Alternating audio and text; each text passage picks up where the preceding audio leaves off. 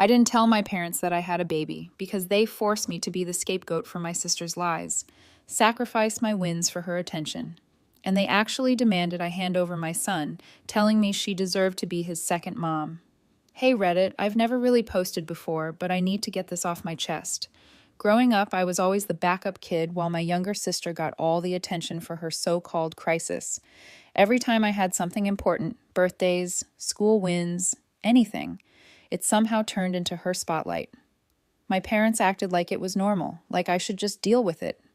Fast forward to now. I'm older, married, and a mom.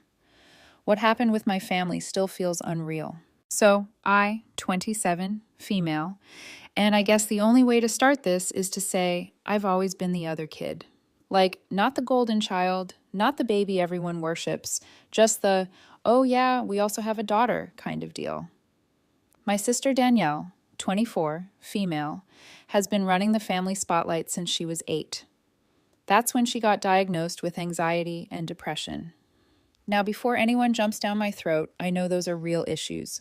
I'm not saying she never struggled, but in my house, the second those words came out of a doctor's mouth, my parents basically rebranded Danielle as some fragile glass doll who couldn't be left alone, couldn't be told no, couldn't be expected to do anything normal without a meltdown.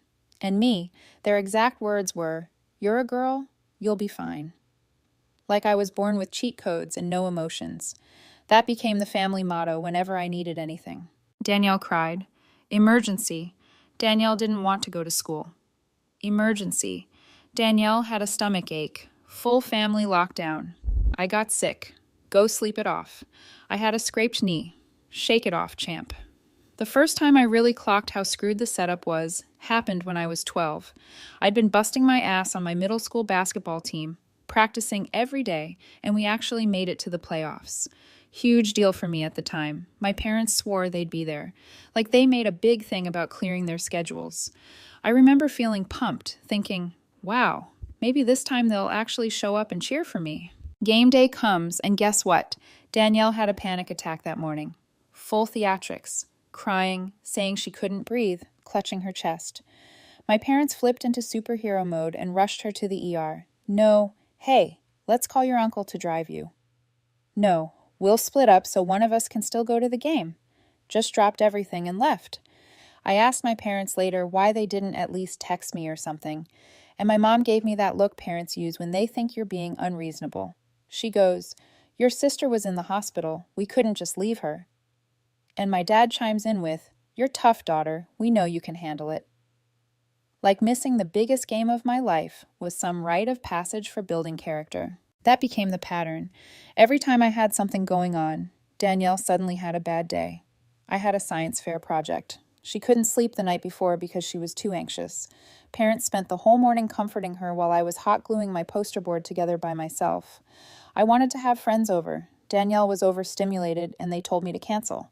Didn't matter what it was, her struggles automatically outweighed my life. And don't get me wrong, I wasn't some weak kid sitting in the corner crying. I learned to laugh it off in front of people, throw out sarcastic comments like, "Guess Danielle's the main character again." But deep down, I knew I was basically background filler in my own family. The worst part? My parents acted like I should be proud of being the strong one. They'd literally say, "We're so lucky you're so independent. You don't need us the way Danielle does." As if neglect was some kind of compliment. Meanwhile, every therapist bill, every after-school emergency pickup, every ounce of attention went to Danielle. Looking back, I think that playoff game was the real turning point. That was the day I stopped seeing my parents as people who had my back. I started to realize I was basically raising myself while they raised Danielle like she was royalty. And as much as I tried to brush it off with sarcasm, that crap sticks. You don't forget watching everyone else's parents screaming in the bleachers while your seat is empty because your sister suddenly decided she couldn't breathe. So yeah, growing up, I learned quick. I wasn't the priority. I wasn't even second place. I was just the backup kid, the one they assumed would figure it out on her own while they hovered over Danielle 24/7.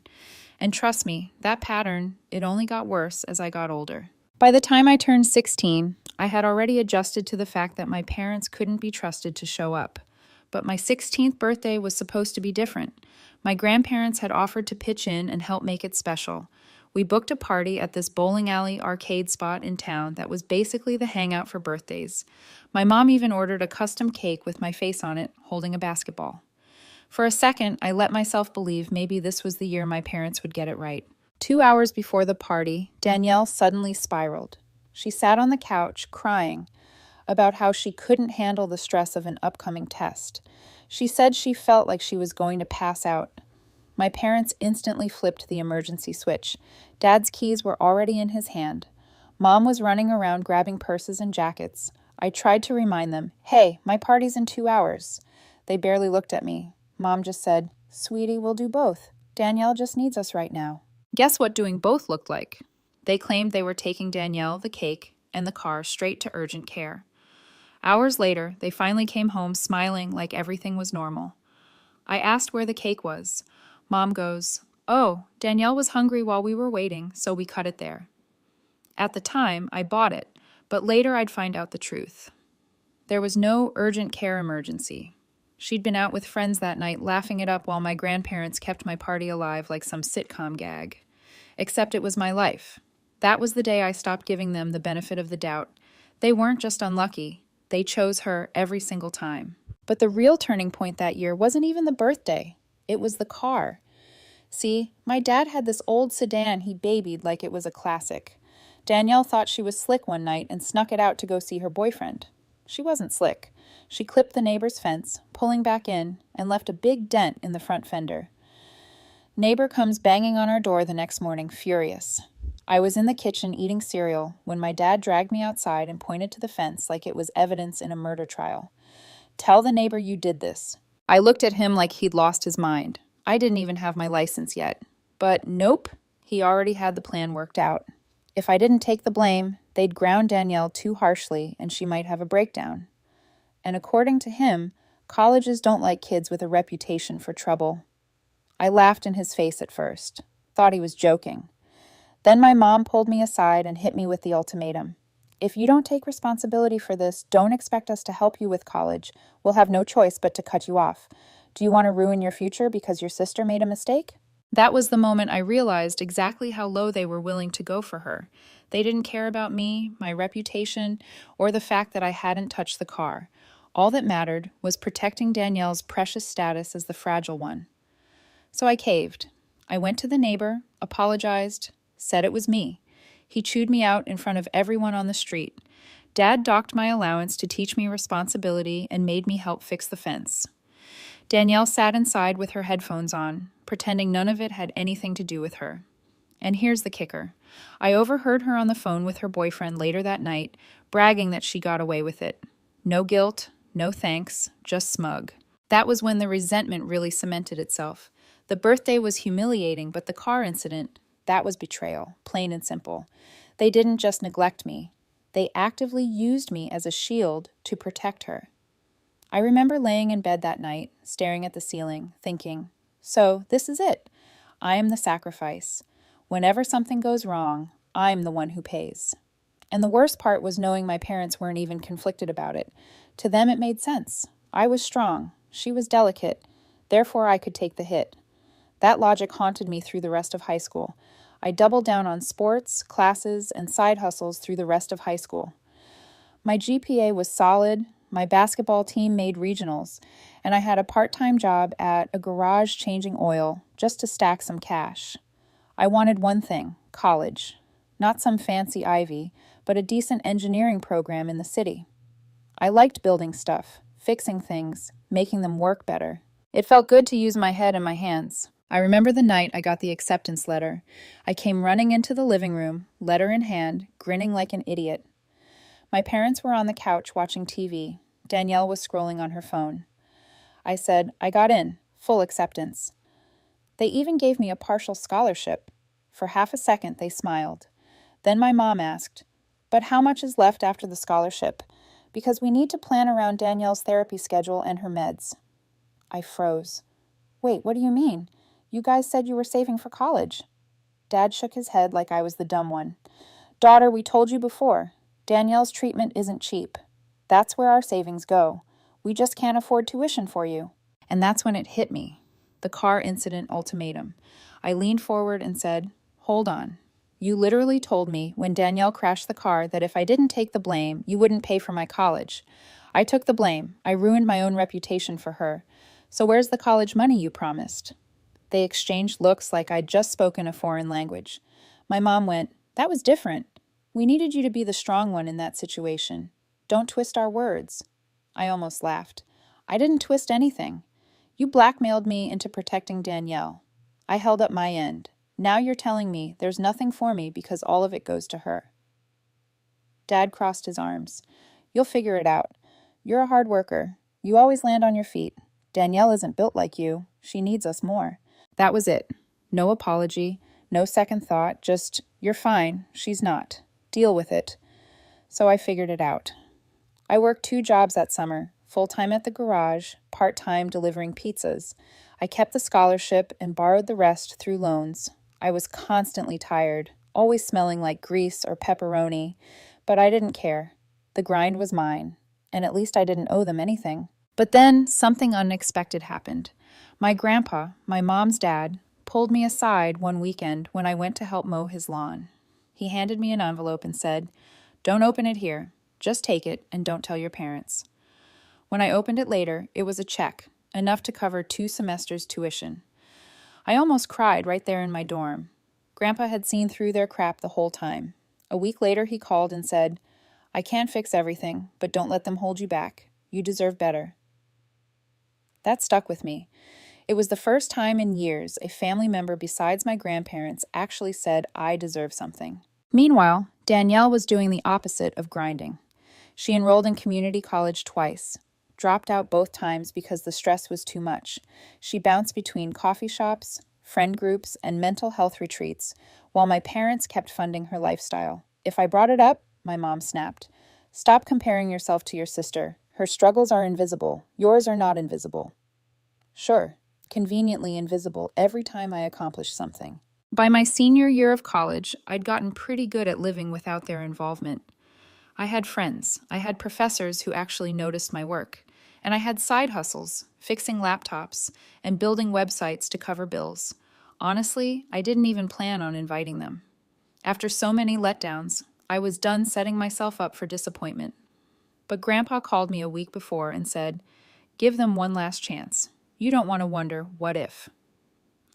Against my better judgment, I caved. I sent them the official invitation, the whole deal. Deep down, I knew how this would go, but part of me still hoped maybe, just maybe, they'd finally show up. The night before the ceremony, my phone buzzed. It was my mom. Her voice was frantic. "We're so sorry, but Danielle's not doing well. She saw a post about graduations on social media, and it triggered her anxiety. We need to fly back immediately." I sat there in silence, diploma gown hanging in my closet. Finally, I said, "You realize tomorrow is my graduation. I already booked your hotel. This is the biggest day of my life so far." She just said, "We know, honey, but Danielle needs us right now. You're strong. You can handle this." And that was that. They flew home. I walked across the stage the next day, shook the dean's hand, and looked out into a crowd where my family's seats sat empty. The only cheers I heard were from my roommate's family, who had adopted me for the weekend. Afterward, we went out to eat, and they clapped for me like I was one of their own. When I got back to my dorm, there was a card slipped under the door from Grandpa. Inside was a $100 bill and a note. "Proud of you. Keep going." That one card meant more than anything my parents had ever done. It confirmed what I already knew. They were never going to clap for me. I could cure cancer, and they'd still say, "Yeah, but how does this make Danielle feel?" So I stopped waiting for them to show up. If they couldn't be there for my biggest day, they'd never be there at all. And the only way forward was to build a life where their absence didn't matter. So that's exactly what I did. I graduated, packed up my crappy old sedan, different one, not Dad's precious baby, and moved to the city where my job offer was waiting. Engineering firm. Nothing flashy at first, mostly grunt work and late nights.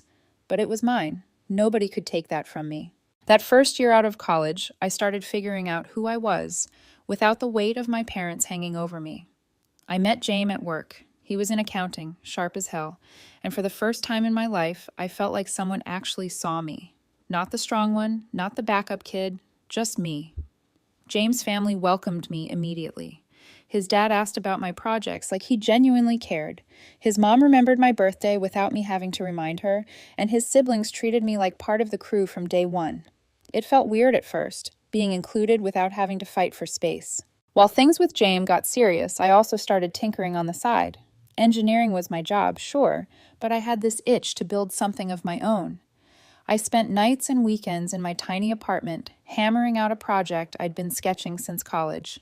A couple of local firms started asking me about it, and before I knew it, my little side project was being written up in a trade magazine. When that article dropped, my phone lit up with congratulations. Coworkers, James' family, even old professors emailed me saying they were proud. It felt good, real good. Then my parents' number popped up on the screen. For the first time in years, I hesitated. Part of me thought, maybe Grandpa was right. Maybe they'll finally call to say they're proud. Against my better judgment, I picked up. Mom's voice came first. So, we saw that article. Danielle saw it too, and now she's devastated. She already feels like a failure, and you just rubbed it in her face. I laughed. Couldn't help it. Dad jumped in with his serious tone. Daughter, you need to understand how hard this is for her. You've always landed on your feet. She isn't built like you. I cut him off. So getting recognized for something I worked my ass off to build makes me the villain. What about all the milestones she ruined for me? Mom's voice got sharp. Don't twist this around. We've always told you you're strong enough to handle disappointment. Danielle isn't. That's why we have to prioritize her. That line again, the same tired excuse. You're strong. She's not. Translation. We don't care what happens to you as long as Danielle feels coddled. I didn't even let them finish. I said, thanks for reminding me why I stopped counting on you. Goodbye. Then I hung up. I sat there for a minute, phone still in my hand, realizing I felt more relief than sadness. Relief that I finally had proof, in their own words, that they were never going to change. Later that night, James found me sketching in my notebook, headphones in, trying to push the whole call out of my head. He asked if everything was okay. I told him the truth. My parents called to yell at me for succeeding. He didn't even look surprised. He just shook his head and said, you know what that means, right? You can't let them anywhere near your future, not your career, not our life, not our milestones. He was right. For years, I'd been operating under this unspoken hope that one day they'd wake up and finally treat me like their daughter, that maybe the next achievement would be the one they'd clap for. But the project made it crystal clear. It didn't matter what I did. To them, my success was always going to be a problem because it highlighted Danielle's lack of it. That was the night I decided they were officially out. Not just, I won't expect much out, but completely cut off from any role in my future. If I got married, they wouldn't be there. If I had kids, they wouldn't know them. If I built something huge, they'd read about it in the paper like strangers. And for once, that thought didn't scare me. It motivated me. Because if I was going to build a life worth living, it was going to be on my terms, not sabotaged by Danielle's fake crises or my parents' excuses. So I kept building, kept working, kept showing up for the people who actually showed up for me. And the more I leaned into that, the more their absence stopped feeling like a loss and started feeling like freedom. Life with James felt like the first time I'd been steering my own ship instead of being dragged along in the back seat. We built routines, bought a little starter house, and actually enjoyed the quiet. No drama, no emergencies, no panicked phone calls, sucking the joy out of every milestone. Just us. When James and I found out I was pregnant, it was like the universe handed me the ultimate reset button. I was going to be a mom, and right there in that moment, I knew two things. One, my kid would never grow up feeling like the backup child. Two, my parents and Danielle were never going to be part of this. We didn't debate it, didn't agonize over it. We just kept the news between us, James' family, and a couple of close friends. No one else needed to know, especially not my parents, who turned every big event of mine into Danielle's pity parade. I wasn't about to let them ruin this one, too. James' family celebrated every step. His mom came to appointments. His dad was out in the garage sanding wood for a crib before we even knew the gender. His sisters started joking about babysitting shifts. It was so normal that it felt surreal, like, oh, this is what family is supposed to look like. Fast forward to the delivery room. When my son was born, I held him and thought, this is the one moment Danielle can't steal. This is mine. We didn't call my parents, didn't text, didn't even consider it. The idea of my dad pacing around pretending he was the hero, or my mom crying about Danielle's feelings made my skin crawl. Our son's birth was sacred, and they weren't invited. 3 days later, James' sister posted a picture on Facebook. Just a sweet, simple shot. Me holding my son with the caption, "Welcome to the world, baby Owen." Within an hour, my phone turned into a grenade. Missed calls, voicemails, paragraph texts. Mom's message came first. "I can't believe you hid this from us. We had to find out from social media like strangers. You've robbed us of the chance to be grandparents. This is unforgivable." Then Dad chimed in. "You're selfish. Danielle deserves to be an aunt. She's heartbroken you excluded her from the most important family event." And then Danielle unloaded her masterpiece of manipulation. She claimed she'd had a severe anxiety attack after seeing the post, wound up in the hospital, and that my cruelty caused it. But she didn't stop there.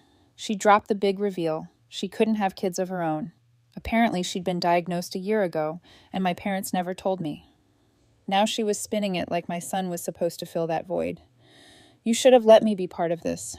You don't understand how hard it is to watch you have everything I can't." I was still processing that when the voicemails rolled in.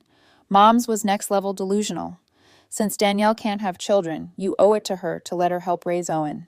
Think of it as healing for the whole family.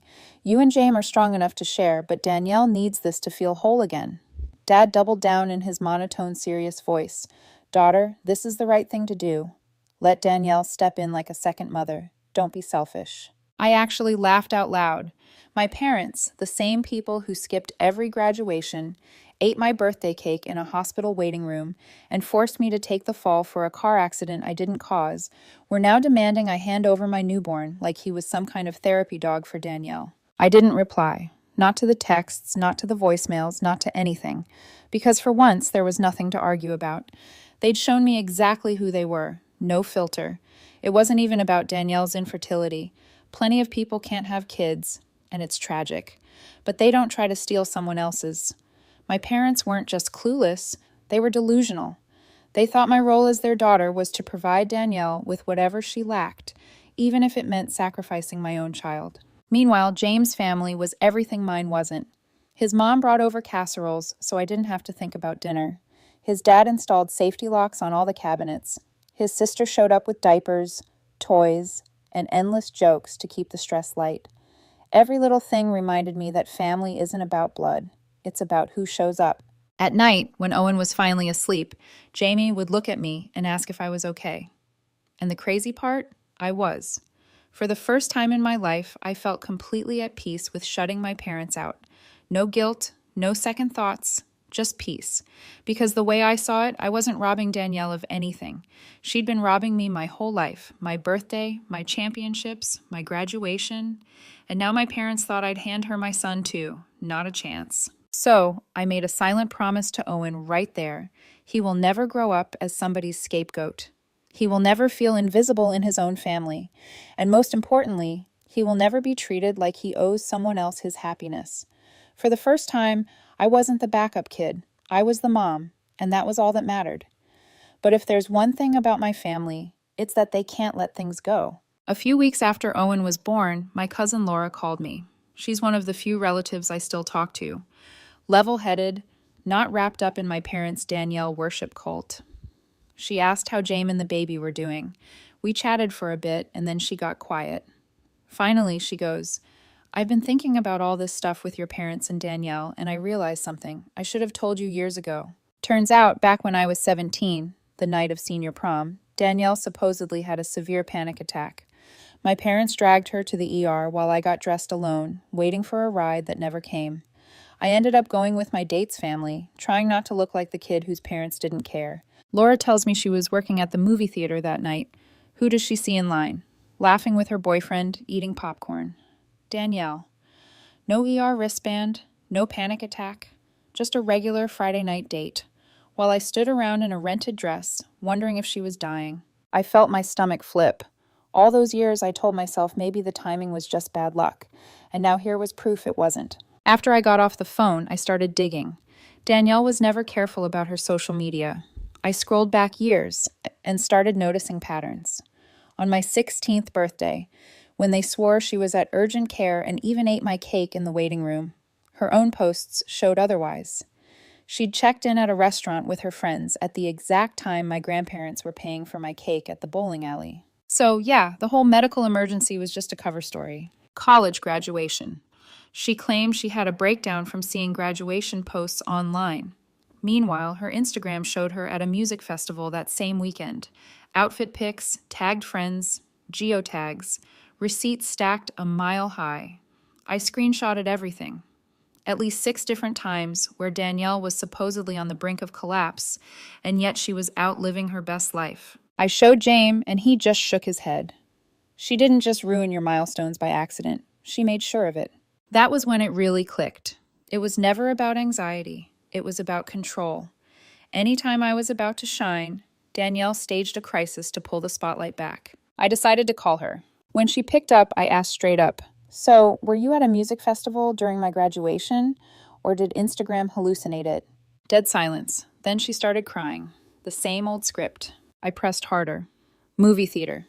You gonna tell me Laura's lying? Because Mom and Dad swore they dragged you to the ER that night. So which was it? The movies or the hospital?" Her story started to unravel. She stammered, then finally admitted, "Sometimes I exaggerated, but only because everything came so easy for you. Do you know how much it hurt to watch you get all the achievements? I needed attention too." I couldn't believe it. She actually admitted it. No remorse, just excuses. I told her flat out, "You stole moments I'll never get back, and now you think I'm going to hand you my kid? Not happening." She hung up on me, sobbing about how I was invalidating her struggle. I figured that was the end of it, until a month later, when Aunt Martha, my mom's sister, called. She's usually Team Danielle, so I almost didn't pick up, but she sounded different, nervous.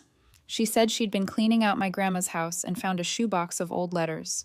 My mom had written them to my grandma over the years, and Martha thought I needed to see them. When we met up, she handed me the box. I opened the first letter, my mom's handwriting, from when Danielle was around 8. She wrote that Danielle's panic episodes always seemed to happen when I got good grades or achieved something. The kicker? Danielle's therapist had even recommended family counseling to address it. My parents decided it was too expensive and time-consuming, so instead they just gave Danielle extra attention whenever she pulled it. Every letter after that told the same story. My mom admitting Danielle would suddenly recover after big events, car accident night, college graduation, even birthdays. My mom knew Danielle was playing it up, and instead of holding her accountable, she rewarded it. The last letter made my blood boil. It was dated just weeks before Owen was born. My mom wrote to my grandma that she had a feeling I was pregnant and that Danielle was already upset about the idea of not being the center of it. She wrote that if I really was expecting and they were invited to the delivery, Danielle planned to stage a breakdown to remind everyone she needed support too. And my mom, she actually wrote, "If that happens, we'll leave the hospital. Danielle's health comes first." Read that again. My mom was prepared to walk out on me and James during the birth of our son, her first grandchild, to hold Danielle's hand through another performance. I closed the letter and just sat there shaking my head. For years, I gave them the benefit of the doubt, told myself they didn't realize what was happening. But the truth was worse. They knew. They always knew. And instead of protecting me, they made me the expendable one so Danielle could feel important. I looked at Martha and asked why she was giving me this now.